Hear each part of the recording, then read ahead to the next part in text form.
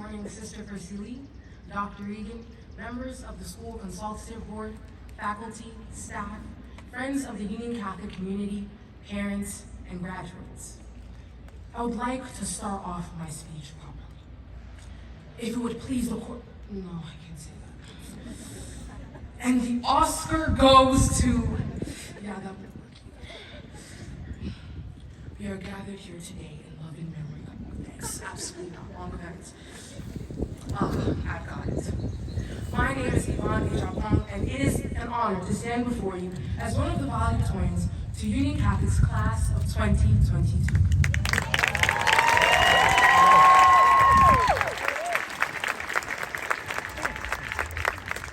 I am so immensely proud of our class and all that we've been able to accomplish during these 4 years. However, I'm not here today to tell you about our class. Sorry, I'm just not.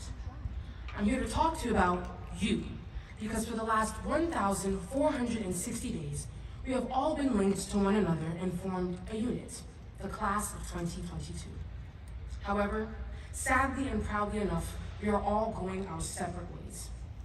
We will always be that community that after today, it may not look like it. It may in fact look like you are alone, and that is what I would like to talk to you all about today. My classmates know me well enough, some would say even too much. But for all our guests here today, I fear I'm obligated to tell you as many nerdy things about myself as I can to justify why I'm taking up your time. When I was 17, oh so long ago, I know I look great for my age, I participated in the world's most amazing summer program, the New Jersey Scholars Program, which was focused that year on the mind and body. One philosophical concept we covered changed my worldview forever. It's called bundle theory. And it's the idea that as individuals, we are only a collection of split fragments for every single change that occurs within you every single second. Think about it like this. If you have ever seen any movie with multiverses like Doctor Strange or The Matrix, where the main character is in slow-mo, and you see a whole bunch of different versions of them lined up so closely to each other that they look like one person. This concept blew my mind, because we truly are never the same person twice. I will never be this Yvonne, or this Yvonne, ever again, and neither are you. See what I mean? Those microseconds have already passed, and we can never go back to them. We can do the same thing over and over again, if we like, but we will never live those microseconds again. That even includes you turning your head or shifting your eyes. All the time you are changing, and all the time you are all those slices. There are many roads ahead. Some you will take willingly, and some you will not. But either way, you're going to change so much you won't even believe it. It'll even make you feel lost at times. What I've told you about bundle theory is so important, because you must remember that even with all those changes, all those slices of yourselves evolving in real time, that you are still you. That it is okay that you are not the exact same person you once were. Remember that Walt Whitman said, "I am large. I contain multitudes." You can contain 100 personalities, mindsets, values, emotions over time that you will tap into. You will be big, small, rich, poor, wise, unwise, brave, scared. You may be able to be everything you imagined for yourself and everything you never expected yourself to be. But what you must appreciate is the beautiful complexity of living your whole life as someone in progress. It is okay to be in progress. To put this into perspective, I'll tell you something embarrassing about myself. When I was a sophomore, I had the second worst academic failure of my life. I was so distraught that by the time my actual worst failure came around, I was too changed of a person to actually care as much as I did when the second had occurred. I spent that time between the end of that first semester of sophomore year to even now, beating myself up over the fact that I wasn't that person anymore. Someone who did their work weeks in advance. Someone who studied in an extremely organized manner. Someone who had a completely different outlook on school. I wanted so desperately to be that person again. But no matter how hard I tried, I had already changed entirely and would never live as that person again. But you know what? I met my very best friend in the world after this change. And when I finally explained this all to her, she told me that she couldn't imagine me any other way. She befriended the same person I had been running from. So I want you all to know it is completely okay for experiences to be temporary, for people to come in and go by, for you to be you just for the moment. It could all line up to be exactly what you need for that microsecond or millennium and be gone the very next. But let's be glad that you had it when you needed it most. Loving yourself is literary in nature. If you won't listen to me, take it from American poet Rudy Francisco, who said, "Perhaps we should love ourselves so fiercely that when others see us, they know exactly how it should be done." Parents and guests, have no fear, because this is not me giving your children love advice, though it may be applicable.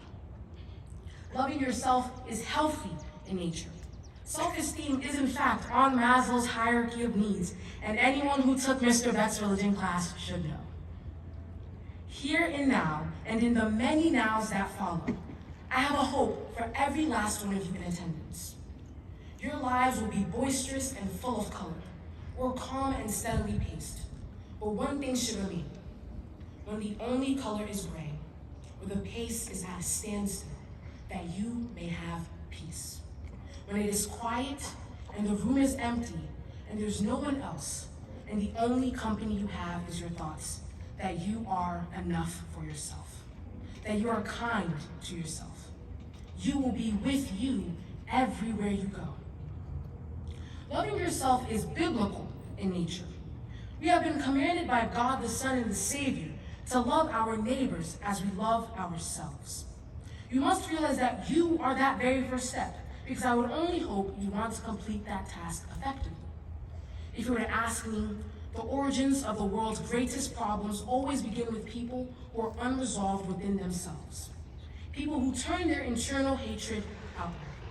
So, if you were to do the Lord's work of healing the world and taking care of his creation, then take care of you. And it is then that you can enter communities. Administrators, you can breathe a sigh of relief now that I've brought the speech back to a UC core value. I was bound to get to it at some point. But my point is that then you can enter communities and take care of others just as well as you have learned to take care of yourself. Don't get me wrong, you don't have to be perfect in order to form communities. Absolutely not. As a matter of fact, the universe will fill your life with people who will pick you up when you need it most. I can say for sure that I have more siblings than I know what to do with, some who are here today, and many who are watching on live stream. Hi y'all, I told you I would shout you out. So, enter the world with esteem, because it will surely try to take it from you. It will test you, but I hope everything you've learned thus far helps you come out on top. How else will I clout chase on all of you? Who else will I tell my kids about, if not Olympic gold medalist Shane Rosman, or fashion mogul Wen Huiyan, or the woman who will bring injustice to its knees, Esme Dorcelis? I want you all to have the confidence and inner strength to leave this lawn and turn the world upside down, no matter what you do and how challenging it may be. Each of you have 167 classmates who can't wait to watch what you do. With that, I leave you with this advice for the road ahead. Life will always be 100% worth living, but it might not always be worth loving.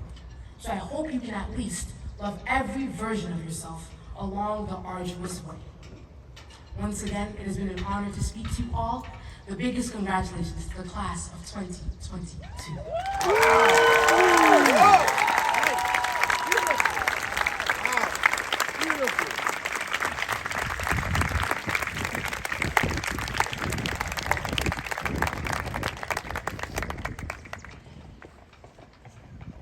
Thank you, Yvonne.